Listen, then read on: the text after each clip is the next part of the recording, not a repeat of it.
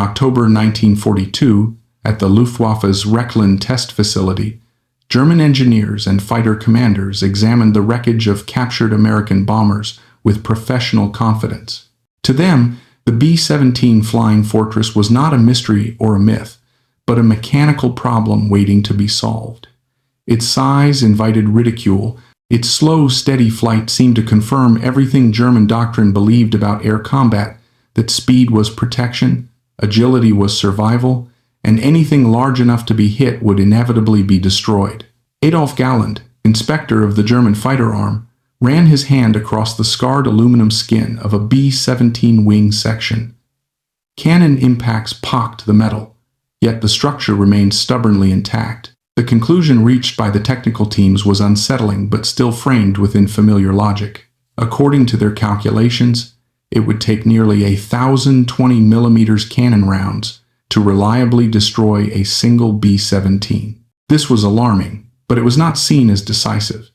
German pilots believed experience and aggressive tactics would compensate. The bomber was heavy, predictable, and surely vulnerable once properly attacked. Within fighter units, the mockery spread easily.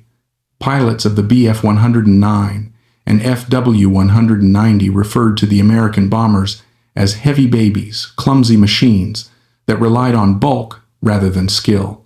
In their minds, the fortress represented everything inferior about American design: too much armor, too many guns, and not enough finesse. What they mistook for weakness, however, was something entirely different. The B-17 was not built to avoid damage. It was built to absorb it, endure it, and keep flying long after logic said it should have fallen. As the first American formations began appearing over occupied Europe, this misunderstanding remained unchallenged. German doctrine prepared for a familiar contest of pilot versus pilot, maneuver versus maneuver, but unseen beneath the B-17's slow silhouette was a design philosophy that rejected those assumptions entirely. The opening encounters had not yet revealed it, but the coming battles would expose a truth that would haunt the Luftwaffe for the rest of the war. The Flying Fortress was not meant to win duels, it was meant to survive them. The first true test of this belief came not in theory, but in the cold, open skies over northern France. On the 17th of August 1942, a small formation of 12 B-17 seconds from the 97th Bombardment Group lifted off from England and headed toward the marshalling yards at Rouen, Sotteville. It was not a massive armada, nor a deep penetration into Germany. It was a cautious probe, a mission designed to test American daylight bombing under real combat conditions. To the Luftwaffe, it looked like an easy opportunity. German fighter units scrambled with the confidence of veterans. These were not inexperienced pilots, but men hardened by years of air combat, accustomed to tearing apart enemy aircraft with swift, disciplined attacks.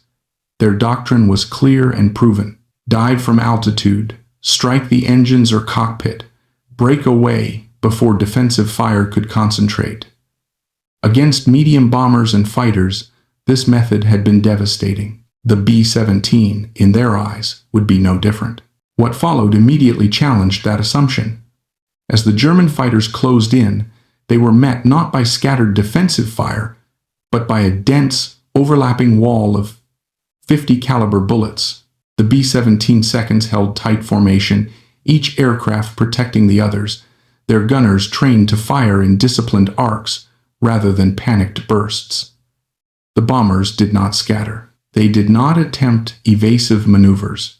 They pressed forward, steady and deliberate, as if absorbing punishment was simply part of the mission. Cannon shells struck wings, fuselages, and control surfaces. Aluminum tore and fuel lines ruptured. Yet the expected result never came. No bomber spiraled downward in flames. No formation collapsed in chaos. The B-17 seconds continued toward their target, released their bombs, and turned for home. When the smoke cleared, every single American bomber returned to base. Not one was lost. For the Luftwaffe, this was deeply unsettling. Pilots reported hits that should have been fatal. They described bombers flying with holes large enough to see through, engines damaged yet still producing power, control surfaces shredded but functioning. These were not exaggerations born of shock. Ground crews and intelligence officers confirmed the results. The fortress had endured damage that would have destroyed any aircraft Germany had previously faced. This moment marked the quiet end of mockery. The heavy baby had proven capable of surviving direct, concentrated attack. Yet even now, the full meaning of what had happened was not understood. German commanders saw a tougher enemy than expected, but still believed improved tactics and heavier firepower would solve the problem. On the American side, the lesson was misread in the opposite direction. The perfect return rate was taken as proof that the flying fortress could protect itself. Both sides drew the wrong conclusion from the same event. One underestimated the scale of the challenge ahead. The other overestimated the invincibility of its creation. And between those two errors, the air war over Europe was about to become far more brutal than either side anticipated. The illusion that damage equaled destruction began to collapse as the air war intensified. German pilots were trained to judge success by what they saw. An aircraft trailing smoke, shedding parts, or falling out of formation was assumed to be finished. This logic had worked throughout the early years of the war. But the B-17 introduced a new and deeply disturbing variable. Increasingly, bombers that appeared mortally wounded were not dying at all. They were coming back. Reports started to accumulate across Luftwaffe units. Crews claimed kills, only for intelligence officers to later discover that the same aircraft had landed in England, sometimes photographed on the ground with entire sections missing. Wings were torn open. Tails hung by fragments of metal. Fuselages were punctured so severely that daylight passed through them, yet the bombers returned, their crews alive. What should have been rare miracles became recurring incidents. One of the most shocking examples occurred in January 1943 over Saint-Nazaire. During a heavy flak barrage, a B-17 was hit so violently that it broke apart in midair. In the chaos, a ball turret was torn from the aircraft and hurled into open sky. Inside it was Staff Sergeant Alan McGee. By every law of physics and every expectation of combat experience, he should have died instantly. Instead, he fell more than 4 miles unconscious, without a parachute, and survived. When German soldiers found him alive among the wreckage below, even they were stunned. McGee's survival was not an isolated freak accident. Similar stories began to surface with disturbing regularity. Tail gunners rode severed sections of fuselage thousands of feet to the ground and lived. Bombers collided with fighters, lost engines, lost control surfaces, and still flew for an hour or more before landing safely. Maintenance crews counted hundreds of bullet and shrapnel holes in aircraft that had somehow completed their missions. Each incident was recorded, photographed, analyzed. For the Luftwaffe, this created a crisis of confidence. Pilots were risking their lives in attacks that should have produced decisive results, yet the enemy kept returning. The B-17 was not just surviving damage, it was invalidating the very metrics used to measure success in air combat. Kill claims no longer aligned with strategic reality. Attrition models began to fail. The psychological effect was severe. Fighting an enemy you could not reliably destroy was exhausting in a way no maneuver duel had ever been. What German commanders were slowly realizing was that the flying fortress had transformed survivability into a weapon. It forced its opponents to expend enormous effort, ammunition, and risk for uncertain results. Every mission became a test, not of skill alone, but of endurance against an aircraft designed to remain functional even while breaking apart. At the same time, American commanders watched these stories with a different interpretation. To them, these survivals confirmed the promise of the fortress. They saw proof that their bomber could absorb punishment and still bring its crews home. What they failed to see was the warning hidden inside those same stories. Survival was not the same as invulnerability. The B-17 could endure extraordinary damage, but it could not endure it forever, especially when sent deeper and deeper into hostile skies without protection. By the end of 1943, the pattern was unmistakable. The B-17 was rewriting the physics of air combat, but it was also exposing the cost of misunderstanding its purpose. The Flying Fortress was never meant to be untouchable. It was meant to survive long enough for a system behind it, escorts, industry, and numbers, to finish the war. By 1943, both sides were acting on conclusions drawn from the same evidence, and both were wrong in different ways. The Luftwaffe, now stripped of its early contempt, no longer laughed at the Flying Fortress. Instead, it feared it, and fear drove adaptation. German fighter commanders abandoned the idea that conventional pursuit attacks could reliably destroy B-17 formations. Experience had proven that raking the wings or engines from behind was often not enough. The bomber could limp home on half its structure. If the fortress was to be stopped, its crew had to be killed outright. This realization gave birth to increasingly desperate tactics. Head-on attacks became standard, with fighters approaching directly into the nose of the bomber where closing speeds exceeded 500 miles per hour. The goal was no longer to cripple the aircraft, but to annihilate the pilots before the bomber's defensive guns could bring their fire to bear. These attacks were lethal for both sides.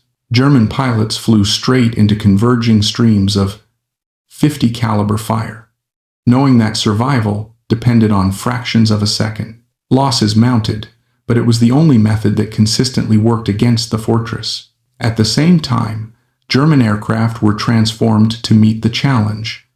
Light, agile fighters were burdened with heavy cannons and unguided rockets, turning them into unstable gun platforms. Twin-engine destroyer aircraft were loaded with massive forward-firing weapons designed to tear bombers apart from a distance. Every adaptation reduced maneuverability and increased vulnerability, but German commanders had little choice. The B-17 had forced them into an arms race they could not afford. Across the Channel, American commanders were reaching a far more dangerous conclusion. The early raids with minimal losses had reinforced a pre-war belief that bordered on faith, that massed bomber formations could defend themselves. The stories of aircraft returning shredded but intact were interpreted as proof of invincibility rather than warning signs. Escorts were seen as helpful, but not essential. The fortress, it was believed, could fight its way through anything. This confidence hardened into doctrine. Mission planners began sending B-17 formations deeper into Germany, beyond the range of available fighter escorts. Each new penetration assumed the bomber's defensive fire and durability would compensate for isolation. For a time, the numbers seemed to support the gamble, but the Luftwaffe was learning faster than the Americans were adapting. German tactics grew more coordinated, more ruthless, and more precise. The reckoning came swiftly. In missions such as Regensburg, Münster, and Schweinfurt, unescorted bomber streams were isolated, surrounded, and dismantled.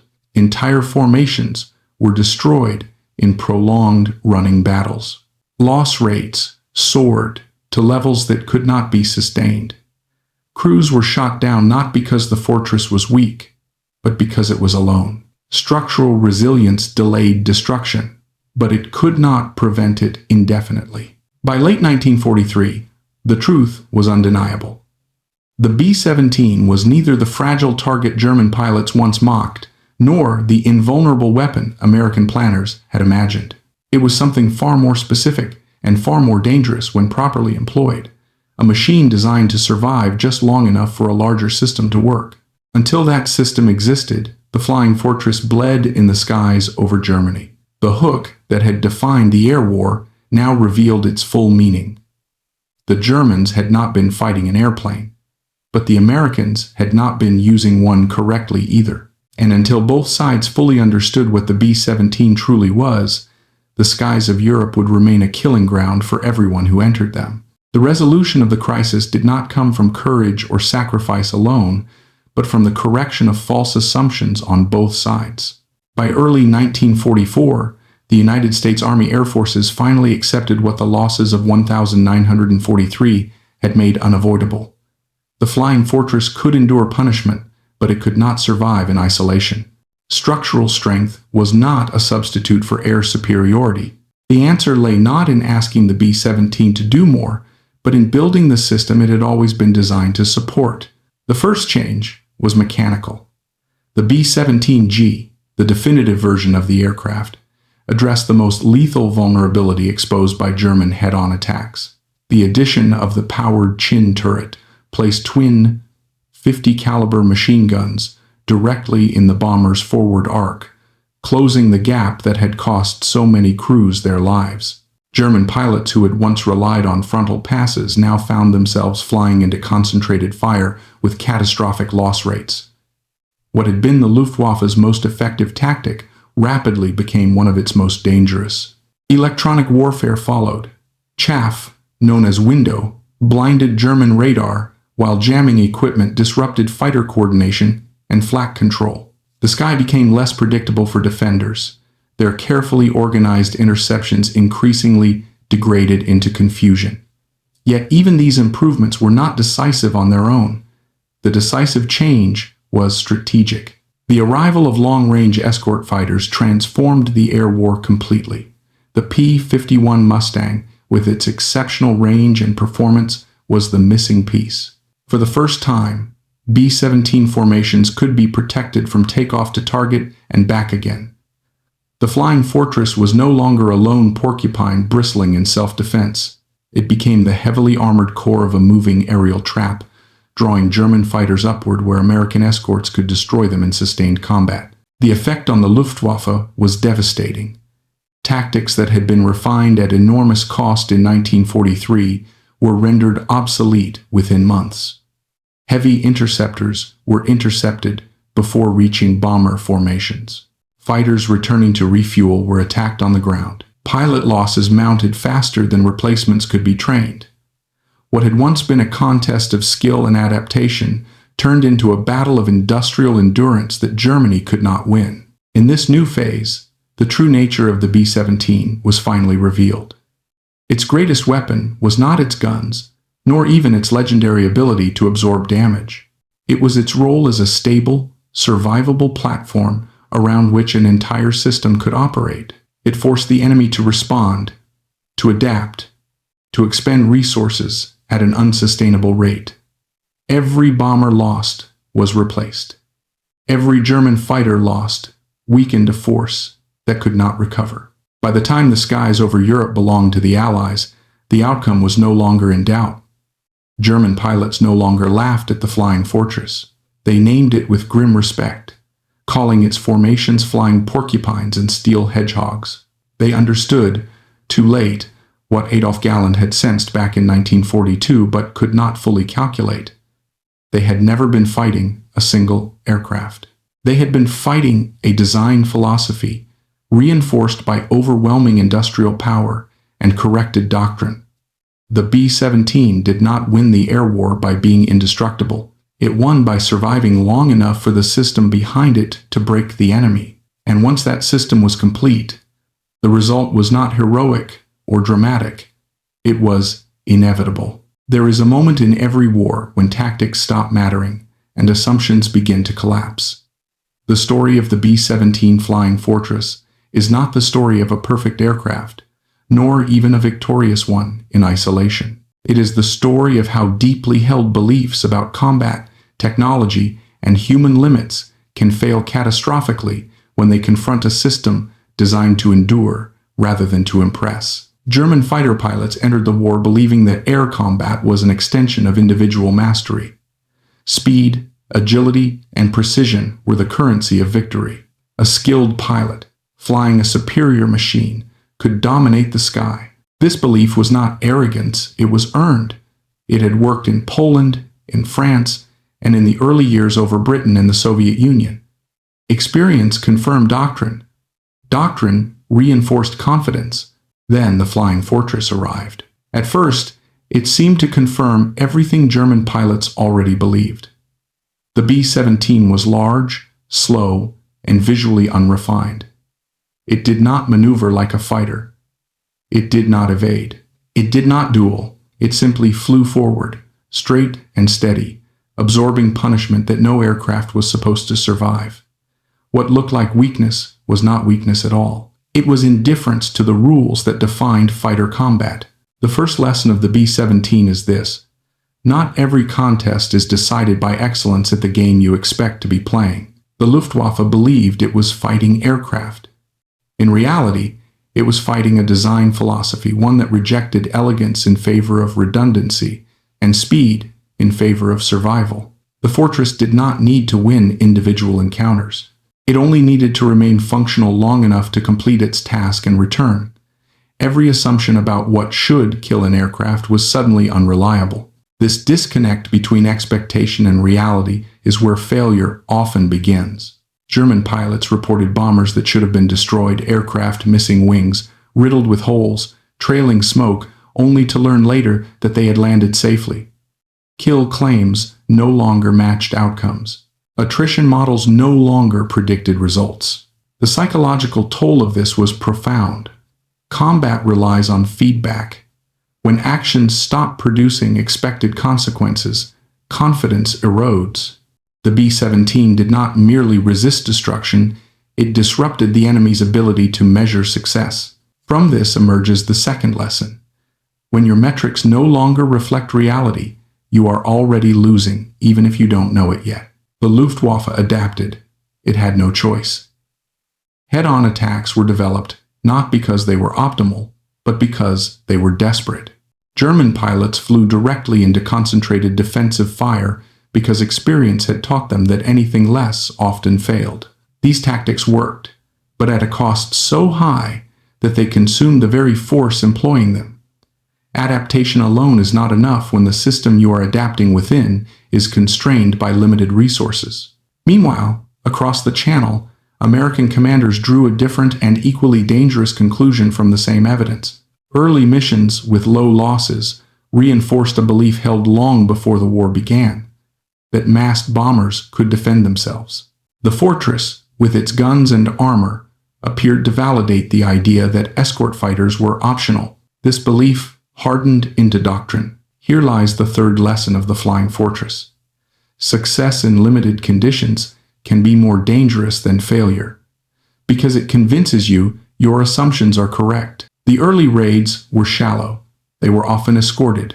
They did not test the bomber force against the full depth of German defenses, yet the results were interpreted as universal proof. Commanders mistook survivability for invincibility. They confused the ability to endure damage with the ability to operate alone. The fortress had been designed to survive long enough for a system to support it, but that system did not yet exist. The consequences were devastating. In 1943, unescorted bomber formations penetrated deep into Germany and were methodically destroyed. Münster, Regensburg, Schweinfurt, these were not tactical surprises. They were the inevitable outcome of a flawed premise. Crews fought bravely. Aircraft absorbed incredible punishment. None of it mattered. Endurance delayed destruction, but it could not prevent it. This reveals the fourth lesson. Resilience is not immunity, and durability is not independence. The B-17 was never meant to operate as a lone weapon. Its strength lay in buying time, time for escorts to intervene, time for industry to replace losses, time for pressure to accumulate. Used incorrectly, it bled. Used correctly, it broke the enemy. The turning point came not with a new act of heroism, but with intellectual humility. American command accepted that the doctrine was wrong. The pause in deep penetration raids was not defeat, it was recalibration. It led directly to the acceleration of the P-51 Mustang, a fighter that could finally escort bombers from takeoff to target and back again. Once that system was complete, the nature of the war changed completely. German fighters that had dominated unescorted bombers were now intercepted, hunted, and destroyed. Airfields became death traps. Training pipelines collapsed. Pilot experience dwindled. The Luftwaffe was no longer fighting for advantage, it was fighting for survival. Here the fifth lesson becomes clear. Wars are not won by single weapons, but by systems that reinforce each other. The B-17 did not win the air war alone. Neither did the P-51, nor radar, nor production lines, nor doctrine in isolation. Victory emerged from alignment between design philosophy, industrial capacity, tactical adaptation, and strategic patience. Germany excelled at tactics. The Allies excelled at systems. This distinction matters far beyond the Second World War. Human beings are naturally drawn to brilliance, to the ace pilot, the perfect maneuver, the decisive moment. But modern conflict, like modern life, increasingly rewards endurance over elegance. The side that can absorb shock, adapt without collapsing, and replace losses faster than the opponent can inflict them will prevail, even if it never appears superior in any single engagement. This is the sixth lesson of the Flying Fortress. In prolonged conflict, sustainability outperforms brilliance. German pilots were often more experienced. Their tactics were often sharper, yet they were fighting a machine that did not care about individual outcomes. For every B-17 destroyed, more appeared. For every pilot lost, replacements were ready. The fortress forced Germany into a war of arithmetic it could not escape. Adolf Galland would later summarize the truth with brutal clarity. The problem, he said, was not tactical. It was mathematical. And mathematics is unforgiving. The final lesson of the B-17 is perhaps the most important. Survivability itself became a strategic weapon, not because it made crews immortal, but because it preserved capability long enough for pressure to accumulate. The Flying Fortress turned damage into delay, and delay into defeat for the enemy. It reminds us that strength does not always look like speed or aggression. Sometimes it looks like structure. Sometimes it looks like redundancy. Sometimes it looks like the quiet refusal to break when everything says you should. The Germans at Rechlin believed they were calculating how many cannon rounds it took to destroy a bomber. What they failed to calculate was how many bombers a nation could build, how many crews it could train, and how long it could sustain the fight. They were not fighting an airplane. They were fighting a philosophy, one that accepted damage, planned for loss, and endured long enough to win. And that is the enduring lesson of the Flying Fortress. In wars of attrition, survival is not a defensive trait. It is the decisive, offensive advantage. And when that truth finally became undeniable, it reshaped how war itself was understood. The B-17 forced both sides to confront a reality that had little to do with courage or skill and everything to do with endurance. For German pilots, this realization came slowly and painfully. Every mission demanded more effort for diminishing returns. Ammunition was expended, aircraft were lost, experienced pilots were killed. Yet the bomber streams kept coming back, often damaged, sometimes broken, but never absent. The sky did not empty. It grew thicker. This produced a quiet but devastating shift in morale. Luftwaffe pilots began to understand that even perfect execution no longer guaranteed meaningful results. A successful attack might destroy a bomber, but it did not reduce the pressure. It did not slow the campaign. It did not change tomorrow's mission count. In earlier wars, victory had been cumulative and visible. In this one, victory dissolved into statistics that refused to bend. Here lies another lesson the Flying Fortress teaches. When effort no longer changes outcomes, morale collapses faster than manpower. Combat is sustained by the belief that sacrifice matters. Once that belief erodes, no amount of bravery can replace it. German pilots increasingly described the bomber streams not as enemies to be defeated, but as forces of nature, inevitable, impersonal, and endless. Language shifted. They no longer spoke of battles, but of surviving the mission. That linguistic change signaled strategic defeat long before surrender became official. For the Americans, the lesson cut in the opposite direction. Losses in 1943 were catastrophic, but they were survivable because the system behind the bomber force could absorb them. Production did not slow. Training pipelines expanded. Doctrine changed. The ability to learn without collapsing became the true advantage. This reveals a deeper truth. The side that can afford to be wrong and recover holds an advantage that no tactical brilliance can overcome. The B-17 was central to this dynamic because it embodied that philosophy physically. It was not optimized for perfection. It was optimized for tolerance. Systems were duplicated, Structures were reinforced. Failures were anticipated. The aircraft assumed it would be hit, damaged, and stressed, and it was built accordingly. That assumption shaped everything from wing spars to crew layout. This mindset stands in contrast to designs that seek peak performance under ideal conditions. Such designs can be extraordinary, but they are fragile when reality intrudes. The Flying Fortress accepted mediocrity in some areas to guarantee survival in all others. It was never the fastest, never the most elegant, but it remained functional under conditions that invalidated more refined machines. The lesson extends beyond aviation. Systems, whether military, industrial, or social, that assume perfection tend to fail catastrophically when confronted with chaos. Systems that assume failure and plan for it endure. This is why the B-17's legacy outlived the war. Its philosophy became doctrine. Later, American aircraft would inherit its DNA, not always in appearance, but in principle. Redundant controls, armored crew compartments, fail-safe designs. The emphasis was no longer on avoiding damage at all costs, but on surviving it long enough to continue the mission. The Flying Fortress also exposed a hard truth about modern warfare. Attrition favors the side that can replace losses faster than the enemy can inflict them. Germany fought with extraordinary tactical skill, but limited depth. Its pilots were irreplaceable, its factories were vulnerable, its margins were thin. The United States fought with an economy that treated loss as a variable, not a catastrophe. In such a contest, the outcome was predetermined long before the last bomber flew. Yet it is important to understand that this was not inevitable from the beginning. It became inevitable only once the system matured.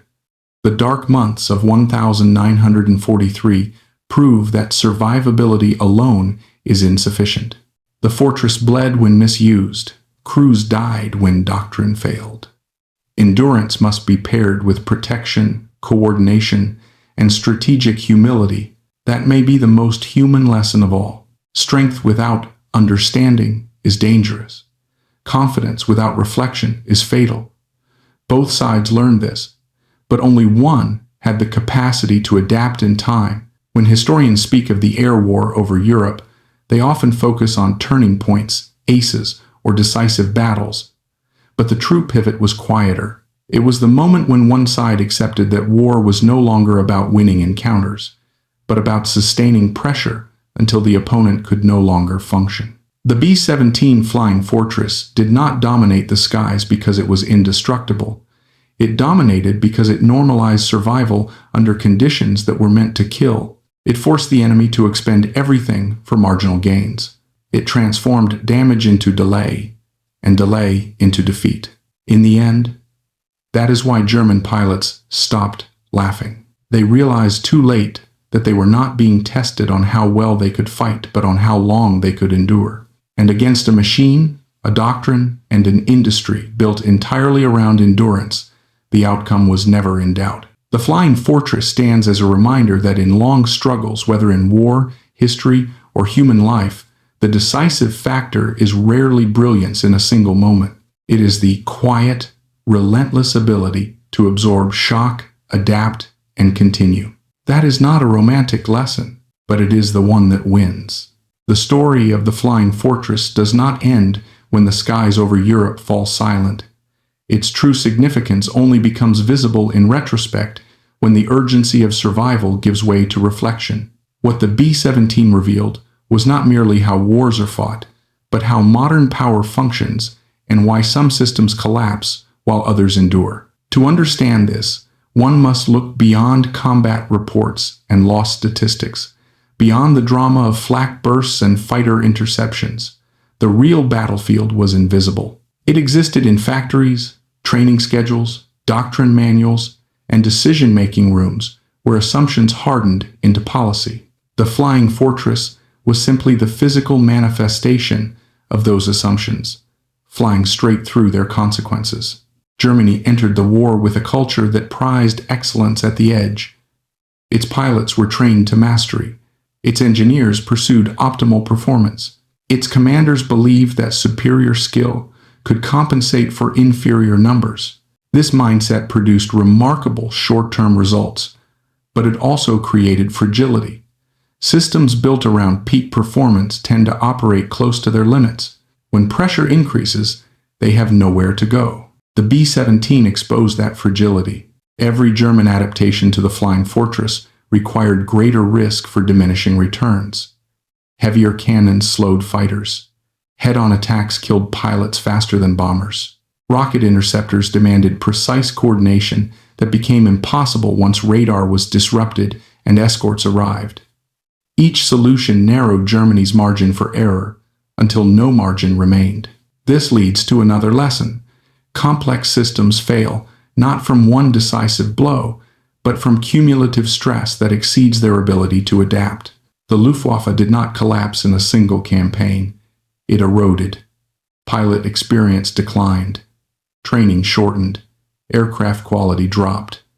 Fuel shortages compounded everything. By the time Allied air superiority was complete, the Luftwaffe was already defeated in spirit and structure. The Flying Fortress had been one of the primary instruments of that erosion, not by annihilation, but by persistence. On the American side, the contrast was stark. Losses were accepted not as failures, but as costs. Crews were mourned, but missions continued. Aircraft were replaced. Doctrine evolved. The system was designed to survive mistakes. That design choice mattered more than any single tactical innovation. This distinction reveals a deeper truth about power in the modern age. The ability to recover from error is more important than the ability to avoid it. The United States did not enter the war with perfect doctrine. The unescorted daylight bombing theory was deeply flawed. Thousands paid for that flaw with their lives. Yet the system allowed correction without collapse. Germany, by contrast, could not afford prolonged error. Its margins were too thin, its resources too limited, its ideology too rigid. The Flying Fortress did not create these conditions, but it exploited them relentlessly. It also changed how survival itself was understood. Before the B-17, aircraft survivability was seen as a desirable attribute, not a strategic one. Designers sought to avoid damage through speed or maneuver. The Fortress inverted that logic. It assumed damage was inevitable and designed around that assumption. This was revolutionary. In doing so, it redefined the relationship between machine and human. The aircraft became not just a weapon, but a protective environment, a shell designed to keep its crew alive long enough to complete a task. This shift had profound consequences. It acknowledged a truth often ignored in romantic narratives of war. Humans are the most valuable and irreplaceable component of any system. The B-17's armor, redundancy, and stability were not acts of engineering excess. They were investments in human survival. Each crew brought home represented experience preserved, morale maintained, and operational continuity sustained. Even when aircraft were lost, the number of survivors mattered. Prisoners could return. Veterans could train replacements. Knowledge could be retained. Germany, by contrast, lost pilots faster than it could replace them. Training hours dropped. Experience vanished. Tactical excellence became impossible to sustain. Here lies another lesson. Systems that protect their people outlast systems that consume them. This lesson extends beyond warfare. Organizations, institutions, and societies that treat individuals as expendable resources may achieve rapid gains, but they hollow themselves out over time. The Flying Fortress embodied a different approach. It accepted inefficiency in exchange for resilience. It traded elegance for endurance, and in doing so, it preserved the human capital necessary to sustain pressure. The Fortress also reveals something uncomfortable about modern war. Heroism alone is insufficient. The men who flew the B-17 were brave beyond question. But bravery without structure leads to tragedy, not victory. The dark months of 1943 prove this. Crews flew knowing loss rates approached the statistical certainty of death. Courage carried them into the sky. it did not protect them once there. Only when bravery was supported by escorts, intelligence, electronic warfare, and overwhelming production did it translate into strategic success. This leads to a sobering conclusion. In industrial warfare, morality and sacrifice must be matched by logistics and planning, or they become meaningless. The B-17 story is therefore not one of simple triumph. It is a story of learning through blood, of assumptions tested and broken, of lives lost before understanding caught up with reality. That complexity is essential to remember. It prevents the narrative from becoming myth. And yet, within that complexity, one truth stands out. The Flying Fortress changed the enemy's perception of what was possible. German pilots could no longer trust their instincts. Commanders could no longer trust their models. The war became less about cleverness and more about capacity. When that shift occurred, the outcome was sealed. The fortress also forced a broader strategic transformation. German industry dispersed, production slowed, resources were diverted to air defense that might have been used elsewhere, cities were fortified, civilian morale suffered. None of these effects were immediate, but together they created a drag on the German war effort that compounded year after year. This highlights another lesson. Pressure that forces inefficient responses is often more decisive than pressure that destroys outright. The B-17 did not need to flatten Germany in a single campaign. It needed to force Germany to defend everywhere, all the time, at enormous cost. That constant defensive posture drained initiative. It narrowed options. It turned strategy into reaction. By the time Allied armies landed in Normandy, the Luftwaffe was a shadow of its former self. The outcome on the ground was shaped long before the first landing craft touched the beach. In this sense, the Flying Fortress was not merely a bomber, it was an instrument of strategic exhaustion. Its legacy did not end in 1945. The principles it embodied, redundancy, survivability, systemic thinking, became foundational to post-war military design. From strategic bombers to attack aircraft, the emphasis shifted decisively toward bringing crews home. Even stealth aircraft, designed to avoid detection, are built with layers of backup and tolerance that trace their lineage to lessons learned over Europe. But the B-17's legacy is not confined to military hardware. It offers a framework for understanding conflict itself.